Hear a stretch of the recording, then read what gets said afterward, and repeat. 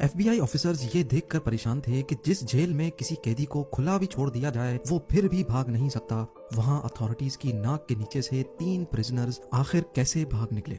सबसे हैरानी की बात तो ये थी कि अगले 10 घंटों तक जेल अथॉरिटीज को कैसे उनके भागने की जर्रा बराबर भी भनक ना पड़ सकी।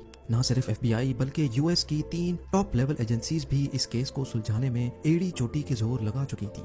हम बात कर रहे हैं एक ऐसे जेल ब्रेक की जो पिछले 60 सालों से सिर्फ उलझा हुआ ही नहीं बल्कि दुनिया के लिए अब एक मिस्ट्री भी बन चुका है। नाजरीन, पैसिफिक ओशन में मौजूद ये छोटा आइलैंड है तो सिर्फ 22 एकड़ पर फैला हुआ, लेकिन यहाँ दुनिया के खतरनाक मुजरिमों को रखा जाता था। अल्कट्राज के नाम से फेमस ये आइलैंड समंदर में ही एक बहुत बड़े पत्थर पर बना हुआ है। इसी वजह से इसको दी रॉक भी कहा जाता है।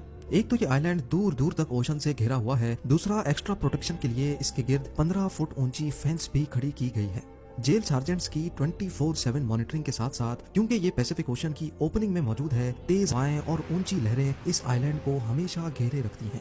इन सब कंडीशंस को देखते हुए 1934 में इसको फेडरल प्रिजन डिक्लेयर कर दिया गया, जहां हद से ज्यादा सिक्योरिटी दी जाती थी।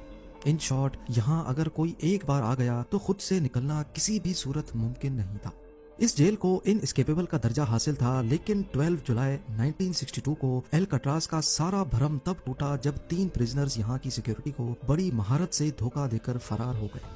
इस कहानी के मेन किरदार ये 4 लोग हैं, जिनमें जॉन विलियम एंगलिन और क्लियरेंस एंगलिन आपस में भाई हैं। इनको एक बैंक रॉबरी के केस में यहाँ रखा गया था। उसके बाद ये है फ्रैंक मॉरिस, जो 13 सालों की एज से ही ऑन एंड ऑफ जेल की शक्ल देखता रहा है। इसको भी अल्कट्राज में बैंक रॉबरी की वजह से रखा गया था।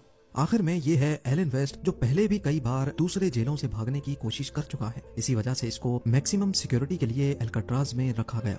एलन वेस्ट इस जेल में काफी अरसे से है, इसी वजह से इसको जेल के कंपाउंड के बारे में दोनों से ज्यादा मालूम है। अल्कट्राज से भागने का आइडिया सबसे पहले 1960 में एलन वेस्ट ने ही अपने इन साथियों को बताया था। एलन ने जेल के ब्लॉक बी में एक लूप होल तलाश किया था, जहां से उनका भागना शायद किसी हद तक मुमकिन था। अब मसला ये है कि ये चारों लंच ब्रेक वगैरह में मिलते तो थे, लेकिन इनके सेल्स ब्लॉक बी में नहीं थे। ये चारों कोशिश में लगे रहे कि इनको ब्लॉक बी में शिफ्ट कर दिया जाए। खुशकिस्मती थी इनकी कि जेलर ने इनको ब्लॉक बी में शिफ्ट कर दिया, और वो भी एक दूसरे के बराबर में। इनका पहला टारगेट तो पूरा हो चुका था। चारों प्रिजनर्स एक साथ ब्लॉक बी में शिफ्ट हो चुके थे। अगले 2 सालों तक ये अपने अपने सेल्स के अंदर ही क्या खिचड़ी पकाते रहे, इसकी किसी को कानो कान खबर ना पड़ी। 12 जुलाई 1962 को रूटीन के मुताबिक सुबह के 7 बजे जेल स्टाफ तमाम प्रिजनर्स को उठाने के लिए निकले। असेंबली में काउंटिंग की गई तो इनमें 3 प्रिजनर्स मिसिंग थे। जब स्टाफ ने तमाम सेल्स को दोबारा से चेक किया तो ब्लॉक बी में एंगलिन ब्रदर समेत फ्रैंक मॉरिस को अपने ही बेड पर सोया हुआ पाया। उनको ये बात